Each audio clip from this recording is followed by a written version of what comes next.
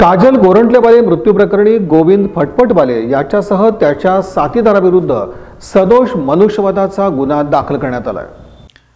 काजल गोरंट्लेवाले आणि गोविंद फटफटवाले यांच्यात प्रेमसंबंध होते, याला दोन्हीकडच्या मंडळींनी संमती दिलेली होती।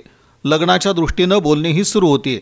दरम्यान काजल हीच गड्ड्यावर नेऊन आणण्याचं सांगून गोविंद आणि काजल घराबाहेर पडले, मात्र काजल ही घरी परतलीच नाही। दरम्यान दुसऱ्या दिवशी रेल्वे मार्गावर काजलचा मृतदेह सापडला। ही आत्महत्या की हत्या असा सवाल निर्माण झाला। हे प्रकरण सदर बाजार पोलिसांकडे वर्ग करण्यात आलं। प्राप्त सीसीटीव्ही फुटेजनुसार काजल आणि गोविंद हे एकत्र असल्याचं आढळून आलं। पोलिसांनी त्वरित गोविंद यास ताब्यात घेऊन त्याच्याविरुद्ध काजल हीच आत्महत्येस प्रवृत्ती केल्याचा गुन्हा सुरुवातीस दाखल करण्यात आला।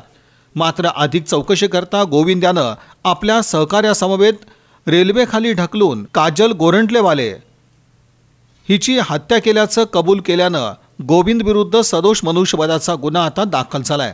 या प्रकरणी गोविंदचा साथीदार संतोष दत्तू गवळी याला देखील अटक करण्यात आल्याची माहिती सदर बाजार पोलीस ठाण्याचे वरिष्ठ पोलीस निरीक्षक नरसिंह अंकुशकर यांनी दिली। दिनांक 29/1/2019 रोजी विजापूर नगर पोलीस स्टेशन यांच्याकडून रेल्वे ट्रॅकवरच्या एका कटिंगबद्दलची एक अकस्मात मृत्यू एडीआर आमच्याकडे वर्ग झालेला होता। सदर एडीआरमधील नातेवाईक यांना आम्ही चौकशी केली आणि त्याच्याकडे तपास केला असता त्याच्यातली जे मयत होती एक काजल नावाची 23 वर्षाची मयत त्याच्यात निष्पन्न झालेली होती।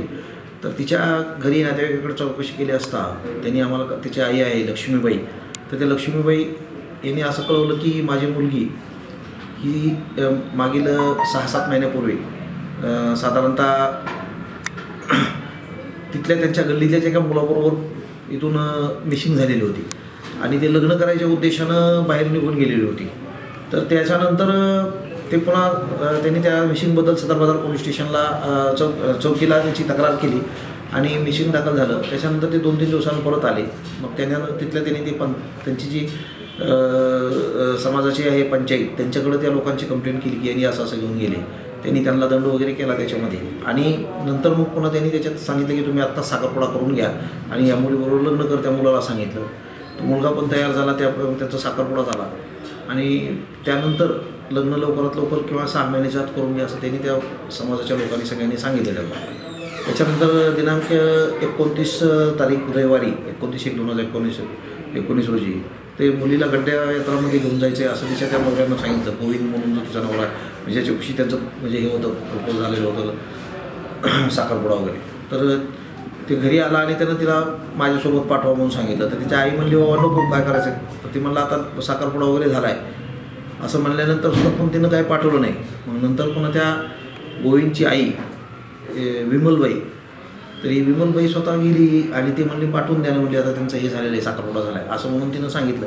त्याच्यानंतर तो एका ठिकाणी मोटरसायकलवर तिला घेण्यासाठी थांबलेला होता।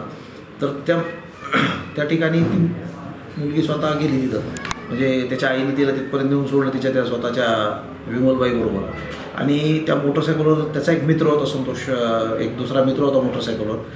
तर त्या मित्रासहित ते घेऊन त्या मोटरसायकलवर तिला घेऊन गेला आणि गड्डा जातो म्हणून तिला कंबर तलावाकडं नेलं। कंबर तलावापाशी गाडी पार्किंग केली आणि तिथून त्याच्या काठाने त्यांनी फॉरेस्ट आहे कंबर तलावाच्या बाजूला, त्या फॉरेस्टच्या बाजूला आयुर्विमा मंडळ आहे त्याचं ऑफिस आहे त्याच्या एकदम समोरच्या बाजूला अंदाजे दुपारी 29 तारखेला 3 ते 4 वाजेच्या दरम्यान तर तिच्या चारित्र्यावर त्याचा काहीतरी संशय त्याच्या मनात तयार झालेला होता।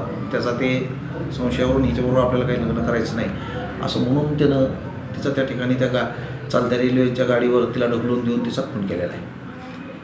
सदर गुन्हा आम्ही कलम माननीय पोलीस आयुक्त साहेब, माननीय तांबडे साहेब आणि सहाय्यक पोलीस आयुक्त डिव्हिजन 2 सर सकाळी साहेब यांच्या मार्गदर्शनाखाली 302 आणि 34 प्रमाणे गुन्हा दाखल केला।